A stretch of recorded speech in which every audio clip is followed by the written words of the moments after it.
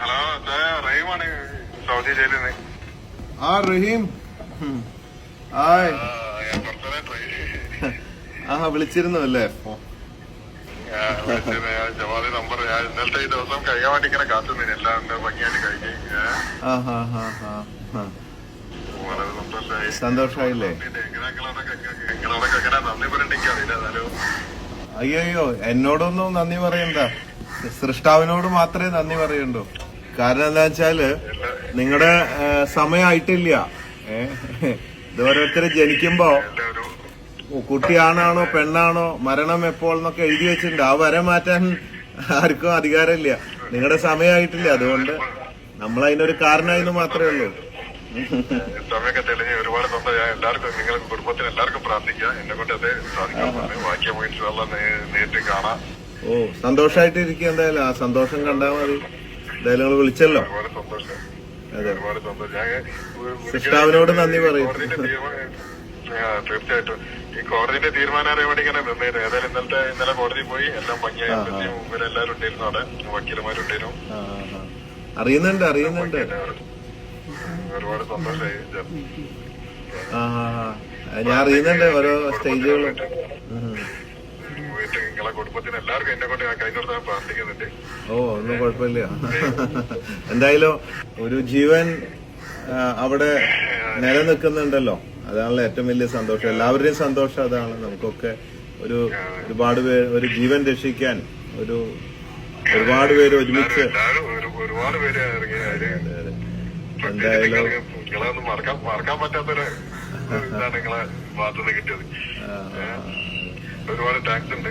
അത് നമ്മുടെ ഉത്തരവാദിത്തങ്ങളിൽ പെട്ട പല കാര്യങ്ങളല്ലേ ഇതൊക്കെ. നമുക്ക് അങ്ങോട്ടും ഇങ്ങോട്ടൊക്കെ ഒരാവശ്യങ്ങൾ വരുമ്പോ പറ്റാവുന്ന സഹായങ്ങൾ ചെയ്യുക എന്നുള്ളതൊക്കെ എന്റെ ഒരു ഭാഗമല്ലേ. അപ്പോൾ എന്തായാലും സന്തോഷമായി. എനിക്ക് ഒരു ടെൻഷൻ ഉണ്ടായിരുന്നത് ഈ 34 കോടി പിരിച്ചു കഴിഞ്ഞിട്ടും വീണ്ടും ഒരു അനിശ്ചിതത്വം, ഒരു വ്യക്തത വരാതെ വന്നപ്പോ ഒരു ടെൻഷനായി. ദൈവമേ ഇനി ഇറങ്ങി. ഇപ്പൊ സന്തോഷമായി. ഗൾഫിലെ കാര്യമല്ലേ, അതുകൊണ്ട് നമുക്ക് എന്താ പറയാ ആയാലായി എന്ന് പറയാനേ പറ്റുള്ളൂ. അതുകൊണ്ട് അതെ. അപ്പൊ അതെ അറിയാം. അത് അറിഞ്ഞപ്പോ വലിയ സന്തോഷമായി. കാരണം ഞാൻ മാത്രല്ല, ലക്ഷക്കണക്കിന് ആൾക്കാർ നോക്കിക്കൊണ്ടിരിക്കുന്നുണ്ട് നിങ്ങളുടെ എന്തായി എന്നുള്ളതേ.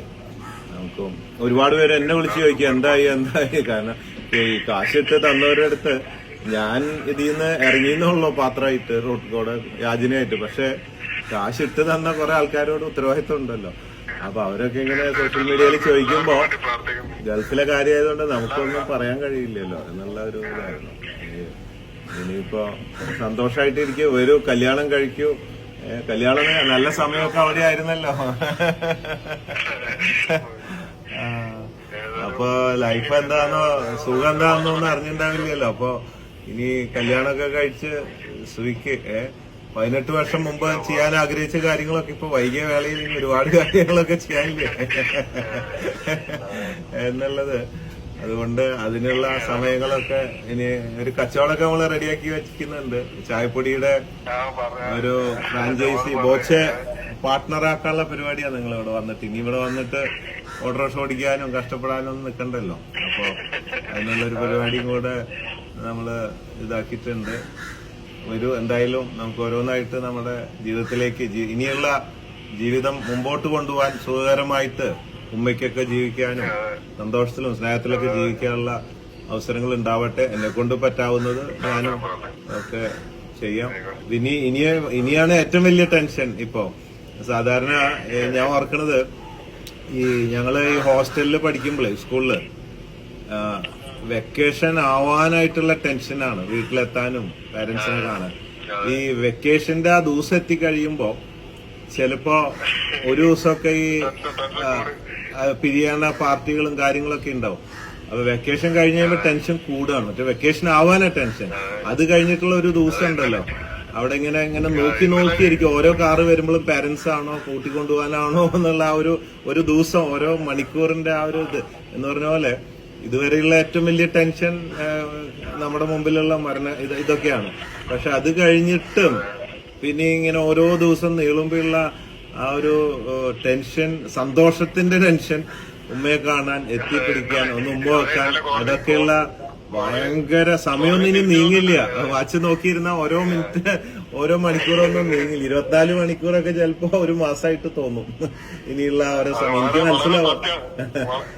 വളരെ സത്യമാണ്. ഇന്നലെ കോടതി തിരിച്ചു വന്ന് ഇതുവരെ ഉറങ്ങിയിട്ടില്ല. സങ്കടം വന്നാലും പ്രശ്നം, സന്തോഷം വരുമ്പോഴും പ്രശ്നമാണ്. ഭയങ്കര ടെൻഷനായിരിക്കും. ശരി, സമയം കുറച്ചേ ഉള്ളൂ. ആയിക്കോട്ടെ ആയിക്കോട്ടെ, സന്തോഷമായി വിളിച്ചല്ലോ. എന്തായാലും തീർച്ചയായിട്ടും പ്രാർത്ഥിക്കാം. എന്റെ പ്രാർത്ഥന എപ്പോഴും ഉൾപ്പെടുത്താം. ഒരുപാട് തീർച്ചയായിട്ടും കാണാം. ഓ ആയിക്കോട്ടെ ആയിക്കോട്ടെ. ഞാൻ വിളിക്കാം. എല്ലാവരും അന്വേഷണം പറഞ്ഞേ. ഓ തീർച്ചയായിട്ടും. Take care. സന്തോഷമായിട്ട് സേഫായിട്ട് വരും കേട്ടോ. ഇവിടെ ഒരു കേരളം മുഴുവൻ നിങ്ങളെ കാത്തിരിക്കുകയാണ്. കുടുംബത്തിനടുത്തൊക്കെ എല്ലാ അന്വേഷണം പറഞ്ഞു. തീർച്ചയായിട്ടും.